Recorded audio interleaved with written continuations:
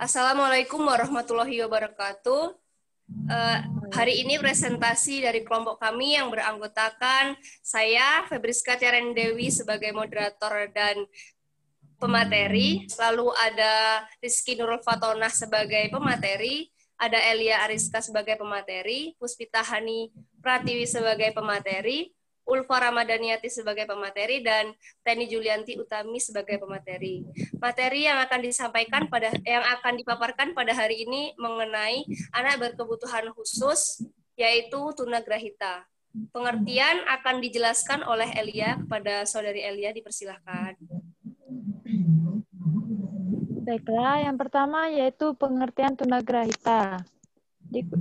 Dalam laman Wikipedia, tunagrahita adalah keadaan keterbelakangan mental. Keadaan ini dikenal juga retarsi mental atau mental retardation. Anak tunagrahita memiliki IQ di bawah rata-rata anak normal pada umumnya, sehingga menyebabkan fungsi kecerdasan dan intelektual mereka terganggu, yang menyebabkan permasalahan-permasalahan lainnya yang muncul pada masa perkembangannya. Selanjutnya yaitu menurut Mumpuniarti, dikutip oleh Linnaeus R. dan Simbiring P.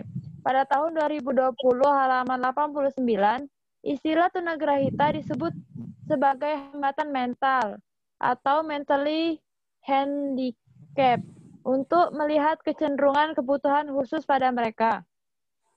Hambatan mental termasuk penyandang lamban belajar maupun tunagrahita, yang dahulu dalam bahasa Indonesia disebut istilah bodoh, tolol, dungu, tunamental, atau keterbelakangan mental. Sejak dikeluarkan Peraturan Pendidikan Luar Biasa Nomor 72 Tahun 1991, kemudian digunakan istilah tunagrahita. Selanjutnya yaitu menurut Rokyadi dan Alimin, dikutip oleh Lisinus dan Simbiring pada tahun 2020 halaman 89 menyebutkan bahwa tunagrahita berkaitan erat dengan masalah perkembangan kemampuan kecerdasan yang rendah dan merupakan sebuah kondisi. Jadi dapat disimpulkan dari beberapa pendapat di atas bahwa tunagrahita adalah anak yang memiliki hambatan atau masalah perkembangan kemampuan kecerdasan yang rendah di bawah rata-rata anak normal lainnya.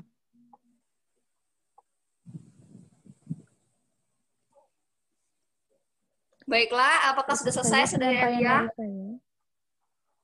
Oke, Ya, yang selanjutnya selesai. karakteristik anak tunagrahita yang akan dijelaskan oleh Saudari Puspita Hani Pratiwi. Padanya kami persilahkan.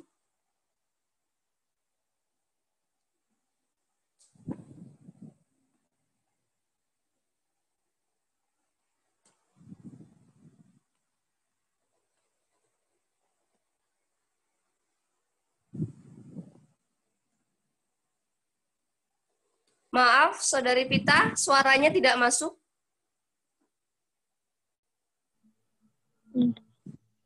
Baiklah, karakteristik anak tunagrahita. Secara umum terdapat dua karakteristik utama dari anak dengan disabilitas intelektual atau tunagrahita, yaitu kekurangan dalam fungsi intelektual yang signifikan di bawah rata-rata IQ kurang dari 70 dan memiliki hambatan dalam keterampilan adaptif. Pada karakteristik fungsi intelektual yang berada di bawah rata-rata, yang pertama yaitu ada dari hambatan dalam memori, baik memori jangka pendek maupun jangka panjang. Misalnya untuk memori jangka pendek, anak mengingat nama yang baru ia kenal atau mengingat materi-materi yang baru saja diajarkan. Untuk memori jangka panjang, misalnya anak kesulitan untuk menceritakan lagi aktivitas dulu yang pernah ia lakukan.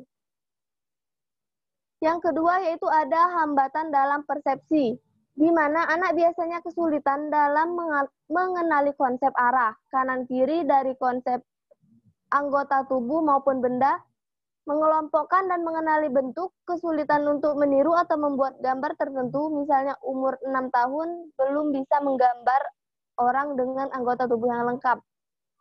Yang ketiga yaitu ada hambatan dalam berpikir abstrak, di mana anak memiliki kesulitan dalam memahami konsep-konsep yang bersifat abstrak.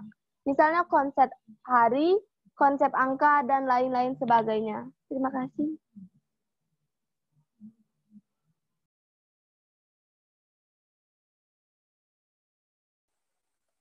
Maaf. Baiklah, karakteristik tunagrahita yang selanjutnya akan dijelaskan oleh Teni Julianti Utami. Kepadanya kami persilahkan. Baiklah, karakteristik selanjutnya yaitu karakteristik gangguan dalam fungsi adaptif. Pada umumnya, anak dengan disabilitas intelektual atau nugrahita memiliki kekurangan dalam 3 domain dari fungsi adaptif. Yang pertama, domain konseptual, yang mencakup dalam kesulitan atau keterbatasan dalam penguasaan keterampilan bahasa, membaca, menulis, matematika, kemampuan berpikir, dan pengetahuan. Yang kedua, domain sosial yang mencakup kesulitan keterbatasan dalam rasa empati, kemampuan dalam melakukan penilaian sosial, yaitu menentukan apakah sesuatu itu baik atau buruk, sopan atau tidak sopannya. Yang selanjutnya, keterampilan berkomunikasi, kemampuan untuk menjalin dan mempertahankan persahabatan dan kapasitas lainnya yang serupa. Yang ketiga, domain praktis yang mencakup kesulitan atau keteradatan dalam manajemen diri, merawat diri, tanggung jawab, mengelola uang, rekreasi, dan mengatur tugas dan pekerjaan di sekolah. Baiklah, saya kembalikan ke moderator.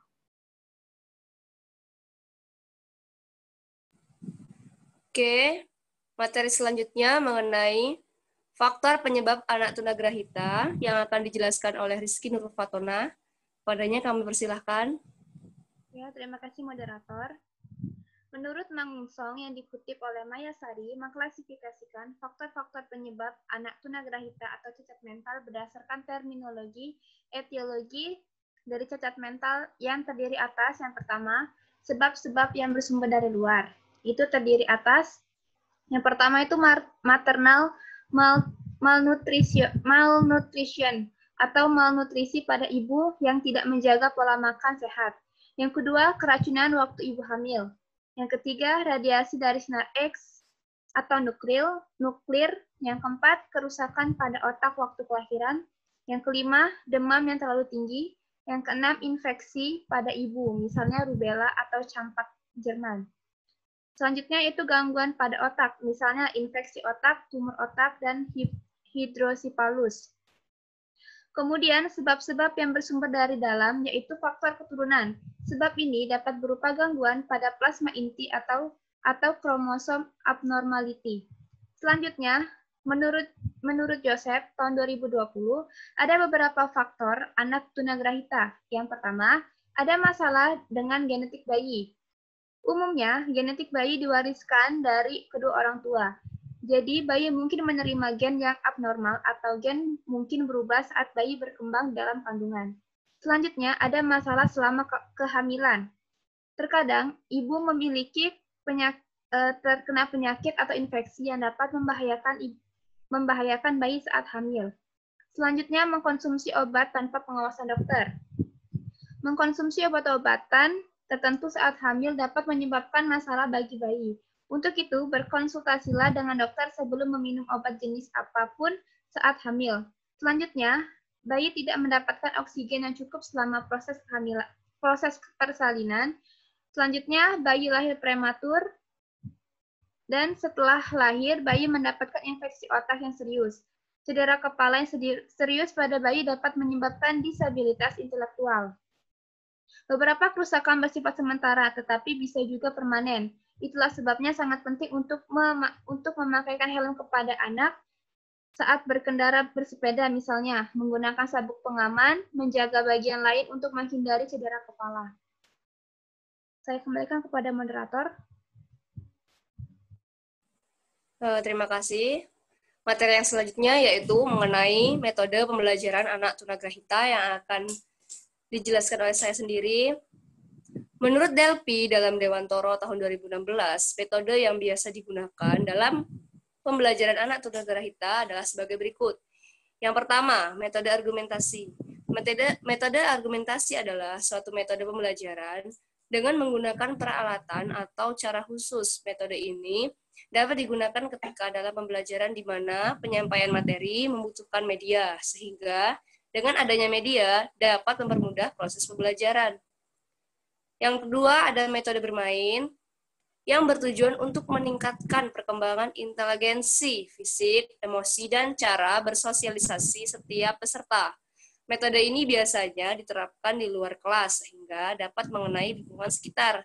Bila metode ini diterapkan di dalam kelas dapat berupa bermain peran atau sosiodrama, di mana setiap peserta didik diberi peran dalam adegan yang direncanakan.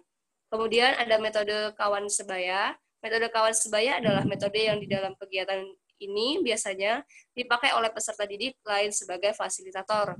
Teman sebaya di sini dapat berupa peserta didik dari para peserta didik yang sama, yaitu tunagrahita, atau peserta didik yang normal. Kemudian ada metode ceramah. Metode ceramah adalah penerangan atau penuturan ilisan oleh guru kelas. Metode ini menjadi metode yang dominan dalam pembelajaran karena banyak digunakan oleh guru sejak dulu sampai sekarang dan merupakan metode yang sangat mudah diimplementasikan. Penggunaan metode ceramah yang berlebihan dapat membuat peserta didik cepat merasa bosan dan kurang menarik perhatian, sehingga harus disesuaikan dengan kondisi pembelajaran. Kondisi pembelajaran yang sesuai dengan penggunaan metode ceramah diantaranya adalah dengan ukuran kelas besar, dengan peserta didik dan materi yang disampaikan sulit untuk ditemui pada buku baru peserta didik. Pada upaya menanamkan pendidikan akhlak pada pembelajaran, metode ceramah lebih populer digunakan karena mudah disesuaikan dengan materi pelajaran. Kemudian yang kelima ada metode tanya-jawab. Metode tanya-jawab adalah metode yang lebih banyak menggunakan interaksi tanya-jawab antara guru dengan siswa dalam proses pembelajarannya. Pada penerapan metode ini, pertanyaan dapat berasal dari guru untuk mengukur pemahaman siswa atau berasal dari siswa untuk menanyakan hal-hal yang belum diterapkan. Yang selanjutnya akan dijelaskan oleh Ulfa Ramadhaniati. Kepadanya kami persilakan. Terima kasih kepada Febriska. Di sini saya akan memberikan penjelasan dari Febriska. Yang selanjutnya itu ada metode drill, di mana metode pembelajaran ini digunakan untuk memperoleh suatu ketangkasan atau keterampilan dari apa yang telah dipelajari. Ketangkasan dan keterampilan didapatkan dengan tes ulang, materi, atau kemampuan yang ingin dicapai oleh siswa. Yang tujuh ialah metode grouping, adalah usaha untuk mengelompokkan kelas dari materi yang akan disajikan. Metode itu lebih menguntungkan bagi pembelajaran yang gagal menerima materi secara acak. Selanjutnya itu metode pengantara. Metode ini merupakan suatu untuk mengantarai atau terhubung. Dalam pembelajaran verbal, mediator menuju pada proses individu yang menghubungkan stimulasi untuk direspon. Selanjutnya itu metode suri tauladan. Dengan adanya teladan yang baik, maka akan menumbuhkan hasrat bagi orang lain untuk menyesuaikan dan mengikutinya. Yang terakhir itu metode karya wisata. Metode ini agar anak didik dapat mengambil, memperhatikan lingkungan, serta memperhatikan aneka ragam ciptaan Allah, termasuk memperhatikan diri sendiri dengan tujuan mengambil hikmahnya. Terima kasih, saya kembalikan ke moderator. Baiklah, itulah saja pemaparan materi pada mata kuliah anak berkebutuhan khusus hari ini. Apabila ada salah, kami mohon maaf, dan kepada Allah kami mohon ampun. Kami akhiri. Wassalamualaikum warahmatullahi wabarakatuh.